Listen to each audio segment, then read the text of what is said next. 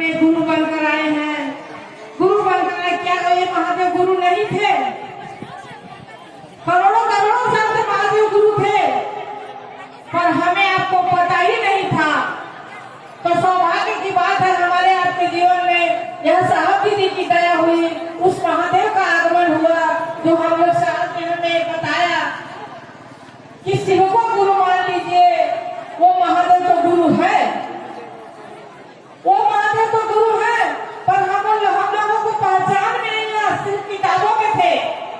आज हमारे आपके जीवन में, हमारे आपके मन में वो साहब डाल दिए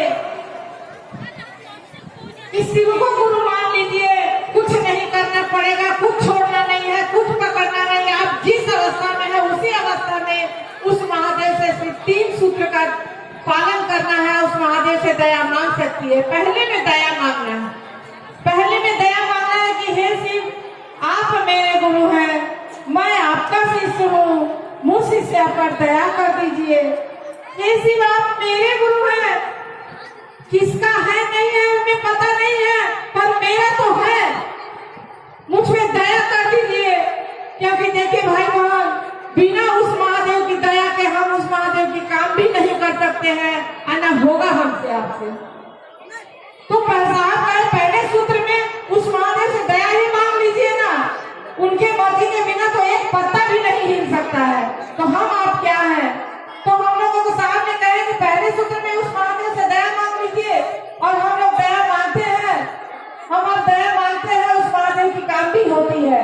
तो मन ही मन दया मांगना है कि हे शिव, आप मेरे गुरु हैं, मैं आपका शिष्य हूँ, मुझ शिष्य पर दया कर दीजिए, इतनी भर दया कर दीजिए, इतनी भर दया कर दीजिए गुरुदेव, ताकि मैं आपका शिष्य बन सकूं, आपका दिया हुआ आदेश का पालन कर सकूं।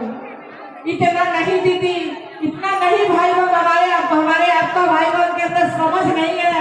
हम लोग कहते हैं महादेव मेरा घरवा बनवा दीजिए, मेरा बेटा का नौकरी लगवा दीजिए, तमाम दुख सुख है जो शारीरिक है हम लोग कहते हैं। उनको क्या नहीं पता हमारे आपके अंदर कभी क्या है, उनसे कहने की क्या बात है। हम लोग उस महादेव को कहेंगे कि उनका काम तो करने लायक हो जाए, वो महादेव से दया मांगते हैं कि हे महादेव, हे गुरुदेव, इतनी भर दया कर दीजिए कि आपका काम करने लायक कर दीजिए, आपका शिष्य मैं बन सकूं, इतनी भर दया कर दीजिए। और जब दया हो जाती है ना, तो चर्चा, साहब कहे दूसरे सूत्र में चर्चा करने को, चाहकर तो हम लोग नहीं कर सकते हैं।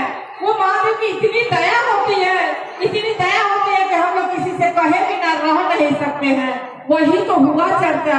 अपने बेटा का प्रशंसा नहीं करके हम लोग नहीं थक सकते, अपने पति का प्रशंसा नहीं किए बिना नहीं थक सकते हैं दीदी। उस महादेव की बात करने में हमारी आपकी क्या जाती है? जरा कर तो देखिए, उस महादेव को जरा आजमा कर तो देखिए। और तीसरे में नमः शिवाय से प्रणाम करना है, जो कि हमसे आपसे नहीं होती है, पर प्रयास तो हम करते हैं।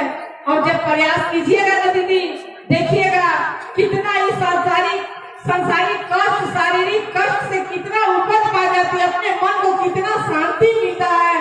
जरा आजमा कर देखिए दीदी, जरा कर कर देखिए, वो महादेव की दया से सब कुछ शांति मिलता है, सब पूर्ण होता है।